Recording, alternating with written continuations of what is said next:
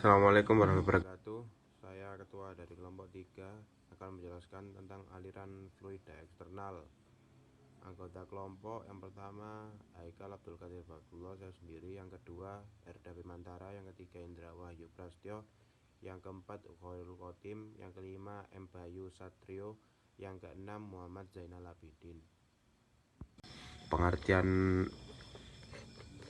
aliran fluida eksternal adalah aliran fluida yang hanya dibatasi oleh fluida. Biasanya fluida eksternal terjadi di tempat-tempat terbuka. Batasan kontrol volume yang biasanya digunakan adalah fluida yang melewati benda padat. Salah satu contoh yang bisa kita temukan di kehidupan sehari-hari adalah pada sayap pesawat. Pada suatu aliran udara yang melewati suatu benda padat, seperti misalnya aliran udara pada sayap pesawat, akan menimbulkan dua gaya pada benda tersebut, yaitu lift adalah gaya normal terhadap arah kecepatan benda dan drag adalah resultan gaya yang bekerja sejajar dengan arah kecepatan benda.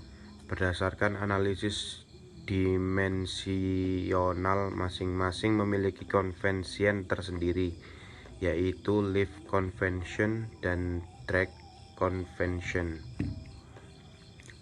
Gaya hambat atau seret drag force, koefisien hambatan atau drag koefisien. Baik, di sini saya akan menjelaskan tentang gaya hambatan atau seret drag force, koefisien hambatan drag koefisien. Koefisien hambatan dalam mekanika fluida adalah suatu bilangan tak berdimensi yang menyatakan suatu hambatan atau resisten dari suatu benda (objek) yang berada dalam suatu aliran. Semakin rendah nilai koefisien hambat, maka hambatan aerodinamik dan hidrodinamika juga semakin kecil. Dalam koefisien hambatan terdapat juga gaya hambatan, yaitu gaya yang menghambat pergerakan sebuah benda padat melalui sebuah fluida (cairan ataupun gas). Baik, selanjutnya bentuk gaya yang paling umum tersusun dari sejumlah gaya gesek yang bertindak sejajar dengan permukaan benda, plus gaya tekanan yang tidak dalam tegak lurus dengan permukaan benda.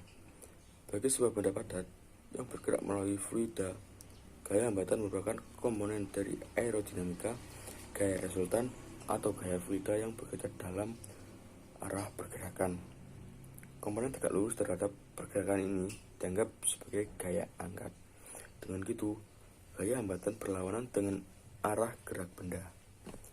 Dan sebuah kendaraan yang digerakkan dengan mesin diatasi dengan gaya dorong. Selanjutnya ada rumus gaya seret ataupun hambatan. Gaya seret atau hambatan dilambangkan dengan Fd dalam satuan Newton, dengan persamaan Fd sama dengan 1/2 CD rho AV kuadrat. Keterangan: CD koefisien seret, rho massa jenis fluida, A luas karakteristik, dan V kecepatan relatif fluida terhadap benda. Gaya angkat lift force adalah komponen gaya resultan yang dikerjakan oleh fluida pada suatu benda yang tegak lurus pada gerak relatif fluida tersebut. Lift adalah gaya yang dihasilkan oleh efek dinamis dari udara yang bereaksi di sayap dan bereaksi tegak lurus sehingga menyebabkan gaya angkat ke atas. Gaya lift memiliki persamaan, yaitu Fl sama dengan setengah Cl pro AV kuadrat, di mana Cl itu sendiri adalah koefisien angkat. Ada beberapa hukum yang menjelaskan tentang gaya angkat, seperti hukum Bernoulli, hukum Newton, dan hukum Coanda. Gaya lift diperlukan untuk membuat pesawat terbang dapat take off. Supaya dapat terbang, maka liftnya harus minimal sama dengan berat pesawat. Jadi sebelum pesawat take off atau terbang, itu pesawat membutuhkan gaya lift. Dari gaya lift itu sendiri dibutuhkan beratnya sama dengan berat pesawat. atau persamaannya sama dengan W usaha sama dengan VL sama dengan CL setengah Pro V kuadrat A. Yang kecepatan terbangnya minimal V minimal sama dengan akar 2W per P CL maksimal kali A, atau CL sama dengan CL maksimal. Next. Gaya angkat pesawat. Gaya angkat pesawat pada sayap pesawat terbang. Kelajuan aliran udaranya pada bagian atas V1 lebih besar dibandingkan dengan bagian bawah sayap atau V2. Jadi udara yang di atas sayap atau V1 itu lebih besar daripada udara yang di bawah sayap atau V2. Sesuai dengan asas Bernoulli atau bunyi dari hukum Bernoulli tadi, tekanan udara pada bagian atas P1 akan lebih kecil dibandingkan dengan bagian bawah pesawat P2 karena kelajuan udara bagian atas lebih besar. Perbedaan tekanan pada kedua sisi sayap ini menyebabkan gaya angkat besar atau memiliki persamaan, yaitu F2 per F2 min F1 atau sama dengan setengah Pro A V1 kuadrat min V2 kuadrat. Jadi F2 itu sendiri adalah gaya angkat pesawat, atau F sama dengan gaya F2 itu gaya bagian bawah pesawat, F1 bagian atas pesawat. Setengah Pro itu massa jenis udara atau kilogram meter per kubik. A itu sendiri luas penampang pesawat, jatuhnya meter kuadrat. V itu kelajuan aliran udara, V1 itu kelajuan bagian atas, V2 kelajuan bagian bawah, jatuhnya meter per second. Next. Lapisan batas boundary layer. Lapisan batas atas adalah daerah yang melingkupi permukaan aliran, di mana tepat di bawah lapisan batas terdapat hambatan akibat pengaruh gesekan fluida dan tepat di atas lapisan batas aliran fluida. Lapisan batas aliran fluida adalah tanpa hambatan, sehingga untuk menganalisa pengaruh gerakan fluida penting diketahui konsep tentang lapisan batas tersebut. Jadi lapisan batas adalah suatu lapisan yang terbentuk di sekitar penampang yang dilalui oleh fluida tersebut. Lapisan yang terbentuk di sekitar penampang pesawat. Jadi penampang pesawat itu dilalui oleh fluida karena mengalami hambatan yang disebabkan oleh faktor seperti faktor gesekan dan efek-efek viskos. Lapisan batas pada aliran internal akan berkembang terbatas sampai dapat meliputi saluran penampang aliran fluida, dan hanya terjadi pada daerah di sekitar lubang masuk aliran, sehingga pada umumnya dapat diabaikan dan dapat dianggap seragam atau sama. Namun pada aliran eksternal, pertumbuhan lapisan batas tidak terdapat, sehingga umumnya pembahasan perkembangan lapisan batas menjadi sangat penting. Hal di atas terjadi karena adanya tegangan geser pada lapisan batasnya, sehingga kecepatan aliran fluida tersebut itu sama dengan 0. Oke, selanjutnya saya akan melanjutkan penjelasan dari teman saya yang di atas. Kita masuk ke lapisan batas laminer. Lapisan batas laminer ini dikembangkan oleh Blasius, di mana dibatasi pada RE lebih kecil dari 5 kali 10 makat 5. RE itu ialah angka Reynolds. Persamaan untuk lapisan batas laminer adalah sebagai berikut. Itu ketebalan lapisan batas atau delta dalam meter yang terjadi pada jarak X. Delta X per X sama dengan 5,20 akar RE X. Selanjutnya koefisien seret drag rata-rata yang terjadi sepanjang L. CD, di mana CD itu adalah koefisien seret, sama dengan 1,38 per akar RE tegangan geser atau TW dalam Newton per meter persegi, yaitu TW sama dengan 0,320 U pangkat 2 per akar REX, dimana didefinisikan sebagai ketebalan lapisan batas di mana kecepatan adalah 99% dari kecepatan aliran bebas, yaitu Y sama dengan delta sama dengan U sama dengan 0,99 U, yaitu RE sama dengan UL per V. Saya Bayu, saya akan melanjutkan presentasi dari Mas Zainal. Lapisan batas turbulen.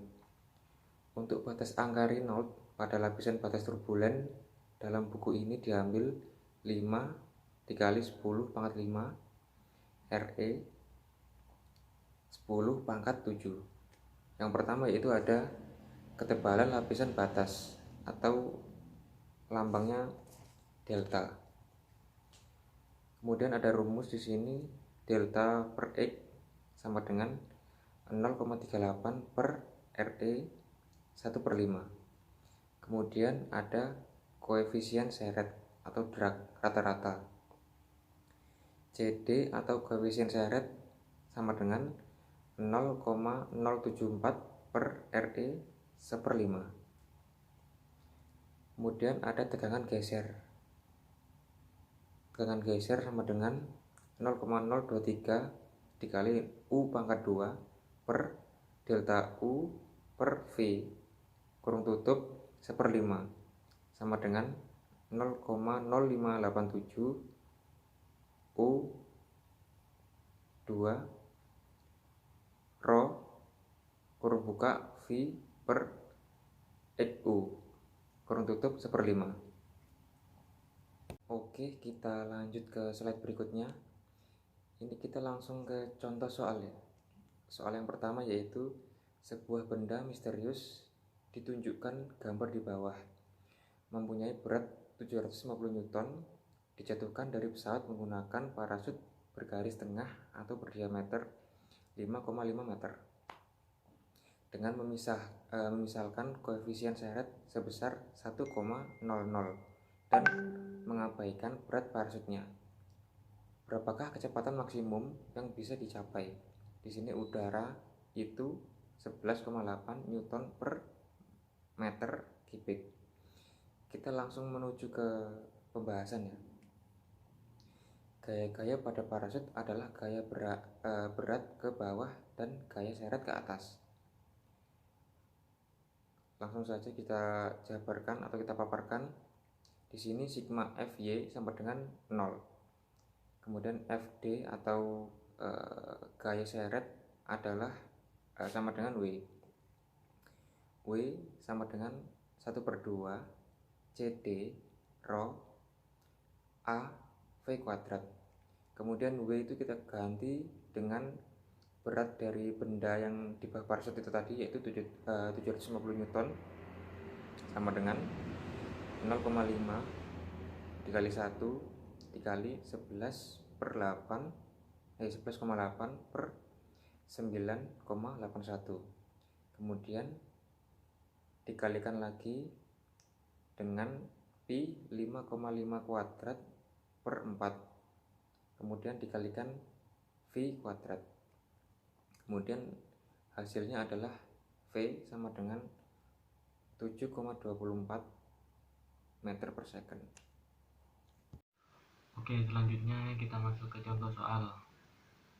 Hitung gaya tarik gesekan pada satu sisi plat datar halus pada 10 mm pertama dan untuk keseluruhan panjang saat ditarik ke dalam air dengan kecepatan relatif 10 meter per sekon. Plat datar berukuran panjang 10 meter dan lebar 1 meter. Asumsikan massa jenis air 1000 kg per meter kubik dan viskositas kinematiknya sama dengan 1,0 kali 10 pangkat 6 meter persegi per sekon. Gunakan persamaan lapisan batas untuk menghitung koefisien seret.